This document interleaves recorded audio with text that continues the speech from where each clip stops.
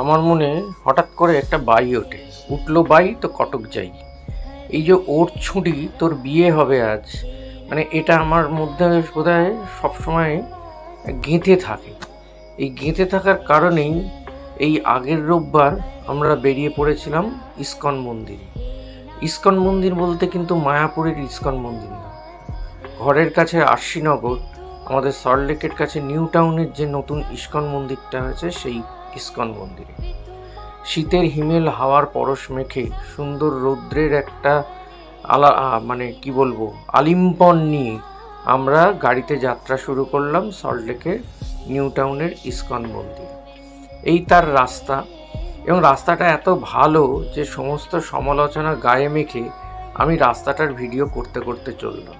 কারণ আমার ভিডিও দেখে সমালোচনা হয় আমি বেশি করে কেন রাস্তার ভিডিও দিই, কিন্তু এই রাস্তাটা দেখুন কি সুন্দর রাস্তা। আর নিউ টাউনে পড়লে তো মনেই হয় না যে আমরা কলকাতায় রয়েছি। এইটা যেন একটা কলকাতার বাইরে একটা অদ্ভুত উপনগরী গড়ে উঠেছে, যে বিশাল একটা উপনগরী, এবং তার বাড়ি এবং ঘর এবং অফিস কাছারি দেখলে এবং হোটেল দেখলে মনে হয় না আমরা কলকাতার মধ্যে বাস করছি। তো সেই ইটকাট পাথরের সুন্দর ঝকঝকে পরিষ্কার উপনগরী পেরিয়ে আমরা পৌঁছে গেলাম ইস্কন মন্দিরে। ঠিক সাপুরজি পালনজির যে ফ্ল্যাট বা বিল্ডিং পেছন দিকেই এই ইস্কন মন্দিরের অবস্থান। যেতে কোনো অসুবিধে নেই। আপনারা যারা বাসে করে আসবেন, সাপুরজির যে বাস, তাতে করে সাপুরজি স্টপেজে নেমে ওখান থেকে টোটো বা রিক্সা করেই বা হেঁটেও চলে আসতে পারবেন ইস্কন মন্দিরে। জায়গাটা একটা বিশাল এরিয়া জুড়ে তৈরি হলেও এখনো পর্যন্ত আন্ডার কনস্ট্রাকশন। এই দেখুন আমরা গেট দিয়ে ঢুকলাম, আর যারা গাড়ি নিয়ে আসবেন গাড়ি পার্ক করতে পারবেন মন্দির প্রেমাইসেসের বা পাঁচিলের বাইরে। আর এই যে গাড়িগুলো দেখছেন, এগুলো আমার যতদূর মনে হয় ইস্কন কর্মকর্তাদের বা যারা লাইফ মেম্বার তাদের। এই দেখুন এই জায়গাটা কিন্তু এখনও আন্ডার ডেভেলপ আছে। এই যে আমাদের ডান দিকে যে আমরা যাচ্ছি, এই ডান দিকেই হলো প্রধান মন্দিরটা, ছোট আকারে করেছে। আপনারা যারা মায়াপুরে গেছেন সেই মায়াপুরের সঙ্গে যদি মেশাতে চান তারা কিন্তু মানে মেশাতে পারবেন না, কিন্তু এটি কিন্তু আসল ইস্কনের ব্রাঞ্চ একটা, মানে মায়াপুর ইস্কনেরই ব্রাঞ্চ, ISKCON। এবং প্রভুপাদজির মন্দিরও আছে মূল মন্দিরে। এই যে দেখুন এটা হলো একটা স্টল রয়েছে এখানে, এবং এখানে ওয়াশরুম আছে। এই যে এখানে দেখছেন এই যে কুঁড়ে ঘরটা, এই কুঁড়ে ঘরটা কেউ যদি এই রোদে অসুবিধা হয় তারা এখানে বসে বিশ্রাম নিতে পারেন। মূল মন্দিরে না কীর্তন ভজন না করে এখানে বিশ্রাম নিতে পারেন। এবং 11:30 থেকে 12:30 এখানে ভোগ প্রসাদের কুপন বিক্রি হয়। আর এই হলো মেমেন্টো সংগ্রহের স্টল, এখানে গিয়ে আপনারা মেমেন্টো নিতে পারেন। আর এই পাশে হলো মহাপ্রসাদ বিক্রি হচ্ছে, এই মহাপ্রসাদ কৌটো করে বাক্সজাত করে বিক্রি হচ্ছে। আরও সোজা গেলে দেখুন এই যে মূল মন্দির, এই হলো মূল মন্দির। আর এই পাশে যদি যান, এই পাশ দিয়ে স্ট্রেট গেলে গোশালা, এবং সেখানে সমস্ত গরুকে পালন করা হয়, এবং সেই গরুর দুধ দিয়ে এখানে তৈরি হয় নানা রকম জিনিস, পনির, মাখন, ঘি, দুগ্ধজাত যে কোনো প্রোডাক্টই এই গোশালার গরুর থেকেই তৈরি করা হয়, গরুর দুধ থেকেই তৈরি করা হয়। এই হলো গোশালা, এবং এখানে একটা মোটর বাইক স্ট্যান্ড আছে। এটা এখানকার ইস্কনবাসী যারা আশ্রমিক তাদেরও মোটর বাইক এখানে আছে, এবং বাইরে থেকে যারা আসেন তাদের মোটর বাইকও এখানে রাখা যায়। অদ্ভুত সুন্দর। এটা মায়াপুরেও কিন্তু গোশালা আছে, কিন্তু মায়াপুরের গোশালা এর থেকে অনেক অনেক বড়।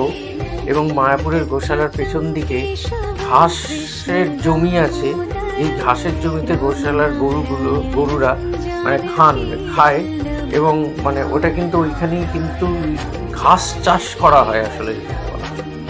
এই মূল মন্দিরের পথ, এই হলো মূল দরজা। আমরা যখন পৌঁছেছিলাম ওই 11:10-15 নাগাদ, তখন মূল মন্দিরের যে মন্দির সেটা বন্ধ ছিল, কিন্তু মন্দিরের প্রার্থনা সভাঘরটা খোলা ছিল, সেখানে কীর্তন চলছিল। এই ইস্কন লেখা রয়েছে, এই পাশ দিয়ে দরজা।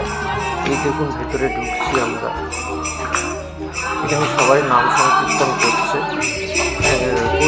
কিন্তু মূল মন্দিরটা এখানে বন্ধ আছে, ওটা 12:30টায় খোলা। 11:30 থেকে 12:30 হলো ভোগ প্রসাদের কুপন। এই কুপন হলো 120 টাকা দিয়ে পার হেড কোনো সংগ্রহ করতে পারা যায়, এবং যতজন যাবেন সেই অনুযায়ী আপনারা হিসেব করে টাকা দেবেন। এবং খাওয়ার নিরামিষ পুরোটাই আসছে পরে খাওয়ার কথায়। আগে দেখুন মূল মন্দিরটা কি সুন্দর ঝকঝকে পরিষ্কার করে সাজানো, এবং এদিকে যারা আছেন তারা মায়েরা বসেন, বা এটা লেডিস পার্ট কম্পার্টমেন্ট আর এটা জেন্টস কম্পার্টমেন্ট। এবার দেখুন 12:30 বেজে গেছে, মূল মন্দির খুলে গেছে। মূল মন্দিরের যে তিনি হলেন শ্রীল প্রভুপাদ মহাশয়, যিনি মূল মন্দিরের ঠিক উল্টো দিকে বসে গৌর নিতাইকে দেখছেন। এখানে যে মূল মূর্তিটি আছে এটা কিন্তু রাধাশ্যাম বা শ্যামরায়ের নয়, এখানে আছেন গৌর নিতাই, এবং তার নিচের দিকে কিন্তু কৃষ্ণ এবং রাধার মূর্তি স্থাপনা করা আছে। এবং সবাইকে যারা যারা মানে বীজ মন্ত্র বলার যে যেন বলে মালা নিয়ে আসেননি, তাদেরকে এখানে মালা প্রদান করা হচ্ছে, এবং বলছেন আপনারা যারা যারা জপ করতে চান তারা এই মালা জপ করুন, আর যারা জপ করছেন না তারা চুপচাপ বসে এই দেখুন। এই গৌরনিতাইয়ের যে মূর্তিটি আছে বড় মনোমুগ্ধকর মূর্তি, এবং এত সুন্দর মূর্তি, আপনি যদি চেয়ে থাকেন চেয়ে থাকতে থাকতে ঘন্টাখানেক কেটে যাবে। আমি প্রথমে সেই মূর্তিটির ছবি দিয়েছি। এই দেখুন সেই মূর্তি, গৌরনিতাই নাচছেন, নৃত্যরত গৌরনিতাই, এবং তার নিচের দিকে দেখুন ওখানে রাধাশ্যামের মূর্তি আছে। এছাড়া নানা রকম ওখানকার ডিস্টনের যে প্রধান যারা ছিলেন তাদের মূর্তি ফটো রয়েছে, এবং একজন পুরোহিত মশাই রয়েছেন, তিনি সমস্ত কিছু উৎসর্গ করতেন। এবং আপনারা যদি পুজোর ডালা কিনতে চান সেখান থেকে ডালা বিক্রি হচ্ছে, এবং সেই ডালাগুলোই আপনারা কিনে পুজো দিতে পারেন। দেখতে থাকুন, সঙ্গে থাকুন, এবং আপনারা লিখবেন আমার কমেন্ট বক্সে কে কে গেছেন। দেখুন রাধাশ্যাম, এটা কারা কারা গেছেন এই ইস্কন মন্দিরে, এবং মায়াপুরে কারা কারা গেছেন। মায়াপুরে গেলে যে ম্যাসিভ স্ট্রাকচার সেটা কিন্তু এখানে পাবেন না, কিন্তু সেই কিন্তু একটা অদ্ভুত নির্জনতা পাবেন, মন্দিরের মধ্যে একটা অদ্ভুত পজিটিভ ভাইব পাবেন, এবং বসে থাকতে ভালো লাগবে। মানে একটা অদ্ভুত সুন্দর একটা মানে কামনেস আছে, যেটা মানে আপনাকে বসে থাকতে বাধ্য করবে, এবং আপনাকে চিৎকার করতেও দেবে না। তো এরপরে আমরা গেছিলাম ভোগশালায় ভোগ খেতে, সেটা কীরকম পরে দেখাচ্ছি। আপনার সঙ্গে থাকুন, দেখতে থাকুন আমার ব্লগ।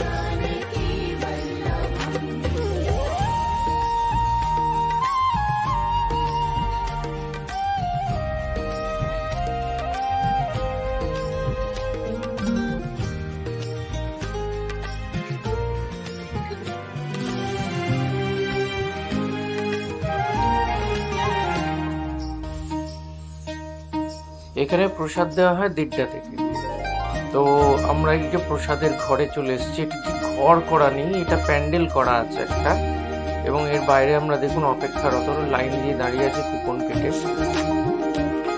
এবং এখানে বসার ব্যবস্থা মূলত মেঝেতে 17 ইঞ্চি বা মাদুর পেতে, কিন্তু দুটো বেঞ্চ দেওয়া আছে, যাদের মনে করুন হাঁটুতে ব্যথা বা কোনো কারণে নিচে বসতে পারবেন না তারা ওখানে বসতে পারেন। অবশ্য সেই জায়গাটা বড়ই অপ্রতুল, কারণ এখন অনেকেরই হাঁটুতে ব্যথা হয়, এবং বয়স্ক মানুষ যারা তারা কিন্তু নিচেতে বসতে পারেন। এবং বয়স্ক কেন, আমার বসতে বেশ নিচেতে অসুবিধে হয়, এবং নিচেতে বসে মুখ নামিয়ে খেতে খুব প্রবলেম হয়। তাই জন্য এই দেখুন বসার জায়গা, এখানে 4-8 জন বসতে পারেন।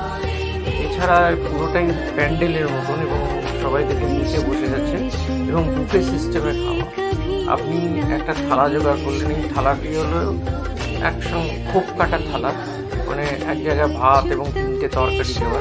তো আমাদের যে খাবার দেওয়া হলো সাদা ভাত, সঙ্গে নোনতা পোলাও, ডাল, পনির, পটল, তারপরে কুঁদরি দিয়ে একটা তরকারি, ঘিয়ে দেওয়া মোহনভোগ বা হালুয়া, এবং সঙ্গে লুচি, আর একটা দইয়ের ঘোল টাইপের, ওরা বলছিলেন সাজা। অসাধারণ খেতে সেটা। তো আমরা সেটা নিয়ে চলে গেলাম বসার জায়গায় খেতে।